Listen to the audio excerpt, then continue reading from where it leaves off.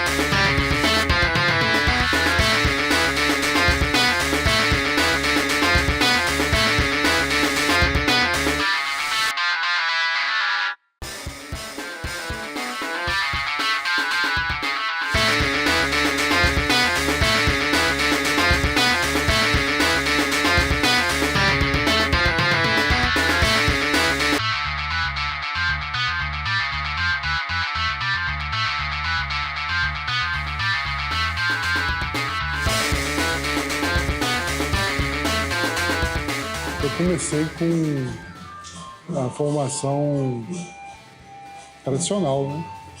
Isso foi muito importante para mim, poder pegar a bula, as regras, e ver depois que podia cortar tudinho, picotar tudinho para não se prender a uma caixa única, não, ter várias possibilidades.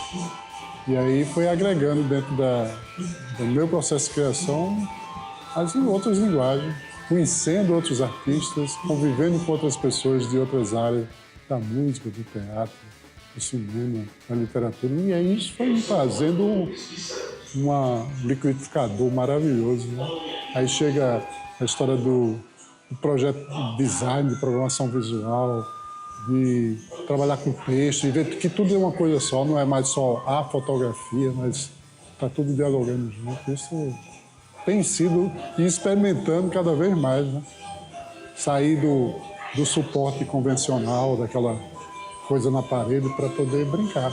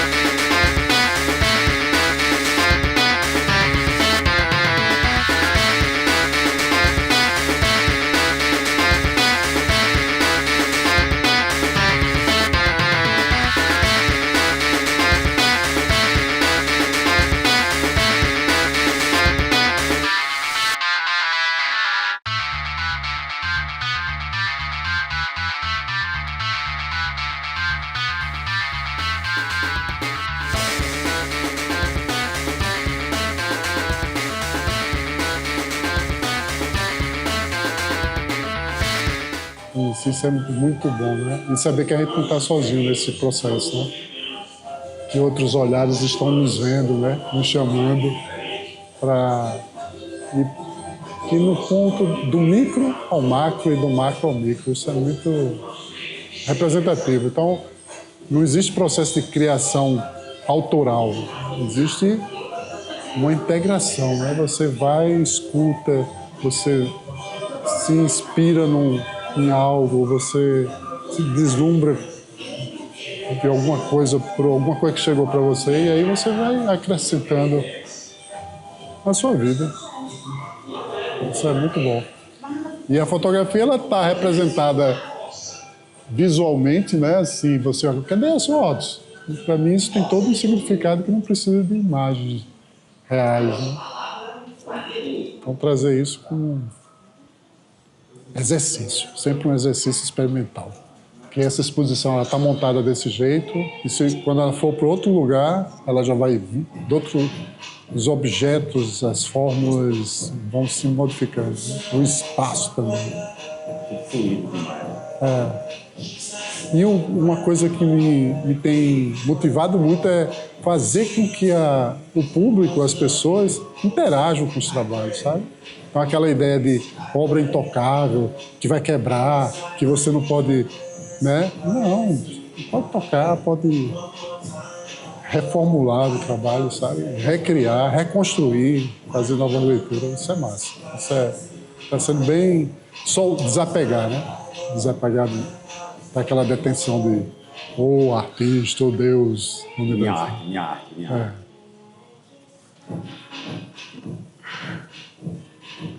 E coisas que vão surgindo também, né? Porque assim, a gente vai montando... Essa parte virtual, né, digital, é fantástica, cara. Você mexer com esses aparelhinhos, esses brinquedozinhos, né? E extrapolar, não na grande tecnologia, mas nas coisas simples. E misturar tudo, do analógico, né? Saber de onde a gente veio e que a gente continua seguindo, e as coisas vão chegando e vão passando, e você pode dialogar com elas e brincar com elas e aprender com elas e se comunicar com o mundo. É muito massa isso. Coletivos, e produzir uma história dessa, cara, é impressionante. Estou sozinho aqui, ó, Ricardo. Cara, mas tem tanta gente envolvida, né? Meses, né? Pessoas que vieram, colocaram sua energia, sua qualidade profissional, né, na construção, na interação do trabalho. Isso, falar de pessoas que estão dentro do espaço é muito massa.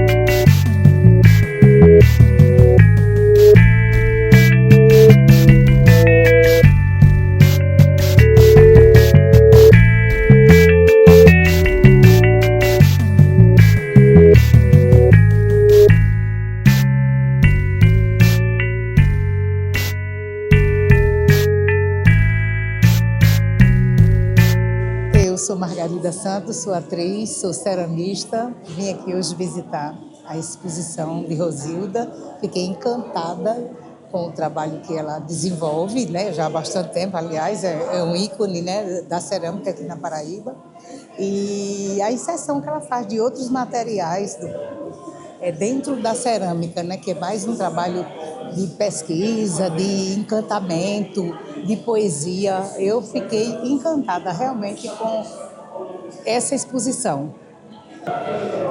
Então, eu sou Rosilda Sá, artista visual, e eu estou aqui na Galeria do Sesc Centro, em João Pessoa, na Galeria de Arte, com a minha exposição Colecionar a Permanência do Gesto, tangas orgânicos e geométricos, né? Que essas séries fazem parte de um processo criativo, né? E de um processo poético que envolve testar o limite de resistência da argila a elementos estranhos à sua natureza, né?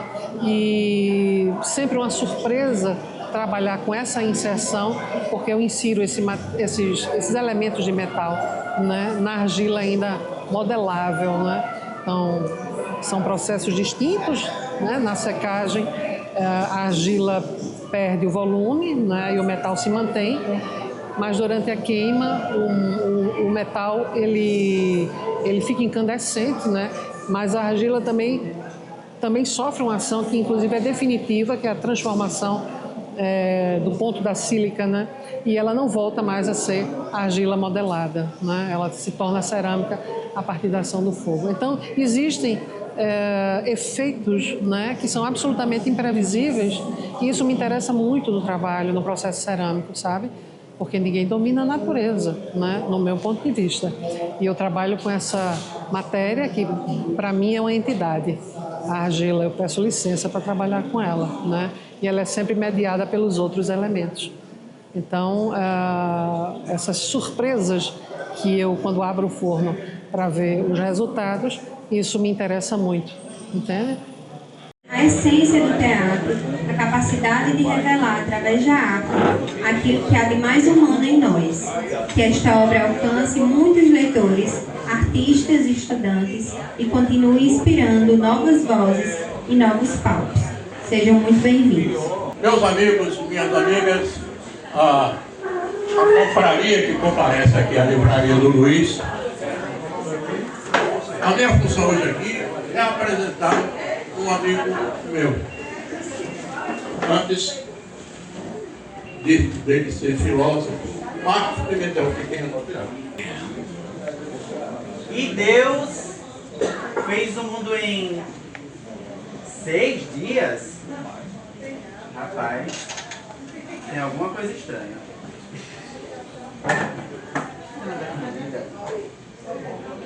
Oi, Kleber. Tô em casa. Começa hoje o quê? O festival de sacanagem na televisão? Com filme picante? Mentira que vai ter isso. Não, eu vou assistir de qualquer jeito. Começa que horas? Daqui a 10 minutos? Não, rapaz, estou de boa em casa, eu vou assistir. O quê? Filme picante na televisão, é? Desliga, Madalena, desliga, Madalena. O quê? Aquele ator global. Peladão. Madalena. Desliga, Madalena, desliga. Alô? Tá gaguejando, mulher, fala direito. Alô, Madalena. Deus, você me enganou esse tempo todo. Tenha calma, Carlos, eu lhe explico tudo. Não vou explicar. Você não é virgem. Carlos, quando eu te conheci em Campina Grande, me apaixonei por você. Eu disse que você seria o único homem da minha vida. Meu Deus, como eu te desejei nesses 2 anos. Não fala o nome de Deus em vão. Pecadora. Apesar de, na época, eu não acreditava em Deus. Fui forçada para entrar para sua congregação evangélica. Mas foi uma barra, mas era o único jeito de ficar perto de você. Contei os dias pra gente poder se casar e ter nossa primeira noite juntos. Eu também. Então, Carlos, agora que estamos casados e vamos morar aqui em João Pessoa, só nos resta passar por cima desse acidente e tocar a bola pra frente. Nossa, que linguagem! Tolice. Eu transei com poucos. Mais de um? Quantos? 2, 3. Você é falsa e mentirosa. Mentirosa não. Nesses 2 anos que estamos juntos, você nunca perguntou nada da minha sexualidade. E também nunca tentou nada. Claro. Sexo só depois do casamento. Gente, vocês acreditam nisso? Que ele é donzelo? Era só o que me faltava. Na minha juventude, quando ainda não era completamente iluminado por Cristo, eu conheci algumas mulheres. Então, estamos empatados, queridinho. Você se envolveu com mulheres também? Não foi isso que eu acabei de dizer. A cidade inteira sabe que você não é virgem, Maria. Responda! Olha, Carlos, é verdade. Eu lhe omiti o fato. Mas eu prometo que de agora em diante eu não lhe omitirei mais nada. Eu conto tudo. Eu prometo. Então comece dizendo com quantos você já fez amor. Eu conto? Eu digo a verdade? Não lembra mais? Fala que é o segundo. Com uns 20. Maria?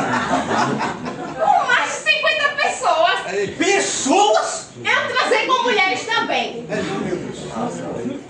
Eu casei com a PhD e... Sacanagem. Você deve ter HIV. Eu sempre me preveni. Eu sempre usei camisinha. É certo que algumas estouraram algumas vezes. Mas eu fiz exame. E todos eles deram negativo. Parece uma prostituta falando. Eu sou prostituta sim. Eu sou prostituta sua, se você quiser, é claro. Maria, eu me casei, Maria, para ter uma esposa, mãe, companheira. E eu me casei pra ser sua. Todinha sua. Pra gente fazer mil loucuras. É claro, você deve saber de tudo nesse mundo. Sei. Eu sei fazer cada coisa, Carlos. Que você não imagina. Vai lá. Cala a boca, demônio. Eu sou demônio, sim. Eu sou fogo puro. Eu queimo em brasa só de imaginar o que a gente pode fazer juntos. Ousadas eternas. Cala a boca, show, Satanás. Deixa de ser babaca. O corpo tem que ser curtido mesmo. Maria. Maria. Eu não vou conseguir ver longe de você. Uau, Carlos, vai ser uma loucura. Nós vamos ficar juntos. Juntos. Pra sempre. Mas eu imponho uma condição. O que, Carlos? O que? Diga. Promete. Promete que você vai me ensinar tudo. Tudo que você sabe. Prometo, Carlos. Eu Professora. ensino tudo. Tudinho.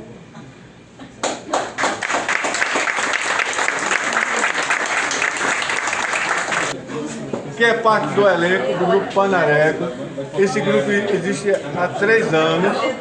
Ele faz parte do projeto de extensão da universidade, eu sou coordenador.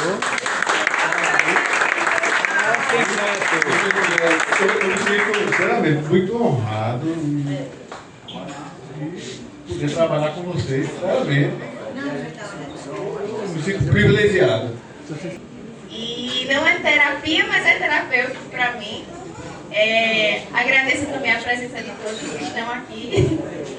Sou o professor Cleber Salgado Bandeira, professor da Universidade Federal da Paraíba, do campus de Areia, CCA. Trabalhei 37 anos em Areia, mais 45 anos no ensino, como professor, única profissão. Conheci o professor Marcos Pequeno em 74, aqui em João Pessoa, quando eu ensinava no bairro do Colégio Estadual, o bairro dos Estados, e ele foi meu aluno. Depois eu fui para Campina Grande e Marcos Pequeno ficou por aqui. Aí nós nos encontramos ainda em Campina Grande quando ele já foi para um concurso no campus da UFPB em Cajazeiras e ele não conseguiu uma pontuação para ser classificado porque a comissão de Cajazeiras do concurso não levou em consideração uma peça que ele atormenta as correntes, se eu não me engano. E então ele recorreu ao CONCEP, à segunda Câmara. Na época eu era o presidente do CONCEP. Então eu acatei a decisão dele, designei o relator, ele foi aprovado, porque não constaram os pontos dele, porque a prova que ele apresentou foi uma entrevista no Jornal Norte, e eles não consideraram. Então ele veio, recorreu e nós consideramos. Estava com foto, estava com tudo, texto, todo o teor da peça, e nós consideramos. Veio para o Pleno aqui em João Pessoa e ele foi revisto, os pontos dele, e ele foi aprovado. Boa tarde, meu nome é Marcos Pequeno, eu sou natural aqui de João Pessoa e eu faço teatro há exatamente 50 anos. Comecei na universidade fazendo filosofia e teatro e de lá nunca mais saí. E começou o teatro a partir de 1976, o teatro universitário, que era um teatro essencialmente político e artístico. Depois eu ingressei como professor na universidade, eu continuei escrevendo, dirigindo, atuando. E depois eu vou completar 70 anos e eu criei coragem para publicar os meus textos. O primeiro, esse aqui, era Uma Vez um Palhaço e Outros Textos Breves para Teatro. São 15 textos breves, encabeçados por essa Era Uma Vez um Palhaço, que é um monólogo, que é para teatro infantil e adulto. Mas são textos assim, quando se faz teatro, a gente tem muita dificuldade quando faz oficinas e ministra cursos, de encontrar textos concisos, textos breves, né? Geralmente a gente faz recortes de textos que chamam teatrão, textos maiores, né? Então, esse texto aqui, no mínimo, claro que ele pode introduzir o leitor na literatura teatral, obviamente, mas ele tem uma utilidade assim muito prática para professores, diretores, porque ele vai servir de alicerce, vai facilitar a vida dessas pessoas. Eu mesmo fui salvo, isso foi em 93, quando eu fui convidado para ministrar um curso em Santa Luzia, um curso relâmpago de 3 dias. E o que me salvou foi um livro de Ivo Bender, 9 textos breves para teatro. Foi o que me salvou, porque sexta, sábado e domingo tinha que apresentar no domingo à noite o espetáculo. E através da utilização desses textos breves, né, foi possível realizar isso e com sucesso. A partir de então, eu só tinha escrito um texto, que era Cocorote no Marido. A partir de então, dessa experiência que eu tive em Santa Luzia, eu comecei a escrever textos breves. Tanto é que aqui tem uma coletânea com 15 textos breves que são, com certeza, eles serão úteis, mas muito úteis a quem faz teatro, a professores, diretores, etc, etc.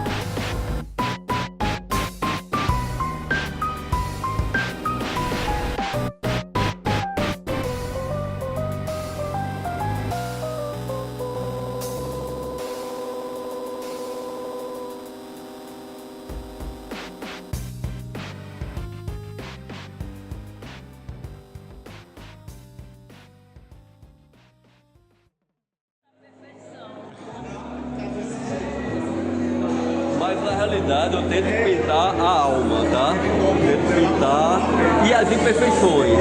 Eu tento pintar o nosso lado humano, as nossas dores, os nossos sonhos. Não há nada de negativo, mas há questionamentos, né? E esses trabalhos que eu coloco os caquinhos, que vai aquela técnica japonesa de emendar com ouro, é um pouco isso, né? Porque o processo que eu passei, eu estou ali também me emendando com ouro. A vida faz isso com a gente. Tudo aquilo que a gente pega, que a gente quebra, a gente tem como, até o planeta, a gente tem como reemendar com ouro, sabe? A gente tem que parar, refletir o que estamos fazendo, para onde estamos indo, o que fizemos com a nossa história. Tem trabalhos ali que eu falo da questão dos negros, dos índios, o que fizemos, né? Eu tenho um que eu me retratei no massacre indígena, né? Que eu tô com o nariz sangrando, ali é um autorretrato. Mas ao mesmo tempo é para que a gente pare e se questione um pouquinho. Mas isso aqui é massa, sabe? É a minha forma de falar. Eu sou dislexo, tenho uma dificuldade enorme. Eu tô agora eu tô abrindo essa...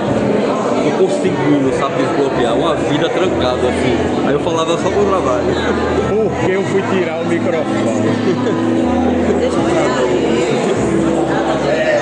Sou Antônia Souza, sou jornalista, produtora cultural. Conheço o Carlos Djalma praticamente uns 30 anos, desde quando eu vim morar em João Pessoa.